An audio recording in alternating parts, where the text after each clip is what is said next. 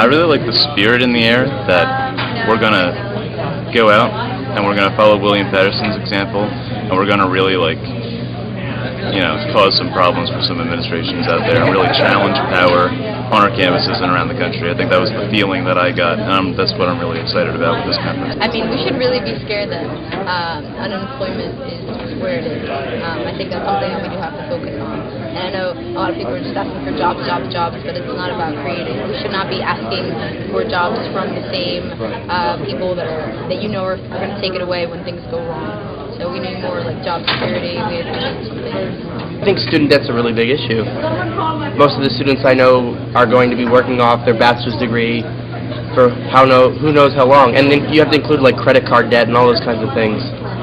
I know actually when I was in the social work department at Temple, I had to get out of social work because the money I was going to make afterwards, I'd never pay back my loan. So you have a whole generation of people who would be doing valuable work in society. You just can't afford it. So I think student debt, credit card debt, all these things need to be worked out. Well, I went to a great rally on Thursday against the state budget cuts and how they're going to impact both college students in the CUNY system, but also high school students who get free MTA subway passes to go to school.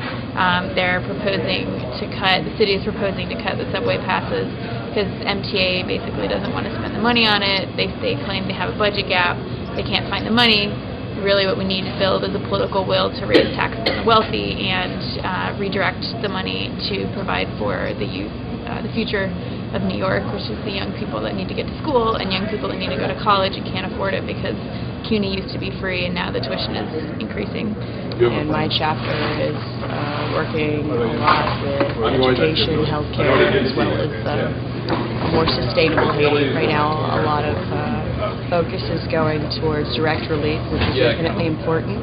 We have to remember that Haiti was a disaster before the natural disaster, and we're hoping that people will realize that we need to empower workers in order to avoid the horrendous destruction that happened again. I mean, organized labor is probably the number one thing for people our age because, if we're not in college, people our age, it seems like we work at Sam's Club or we work at McDonald's or we're unemployed entirely.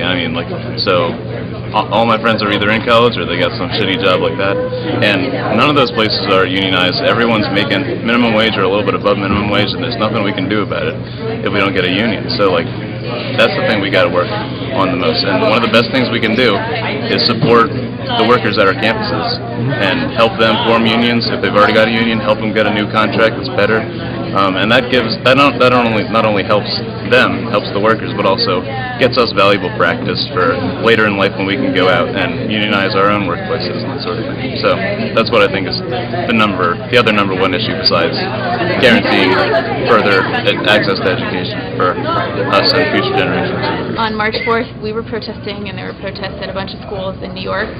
High schools and colleges, but I know it was happening all across the country. YDS organized something at William Patterson University. There were tons of protests in California and all over the country. So I think that maybe this is the beginning of a really more widespread student movement. YDS has been organizing around free higher education, but I think the budget cuts are basically the shit hitting the fan. And now is the moment to really be talking about our politics and talking to more students about the bigger structures of capitalism and why this is happening and why social programs like education are being cut while we're spending all this money on the wars abroad, among other things.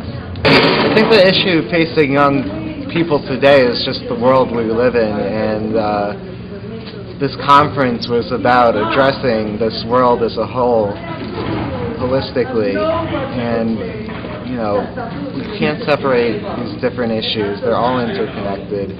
You can't talk about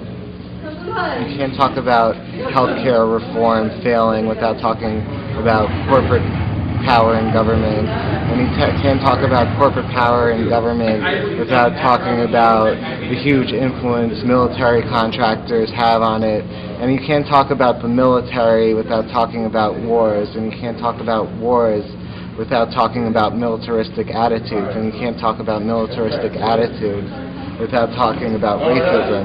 And how can you talk about racism without talking about the media? And how can you talk about the media without talking about the objectification of women?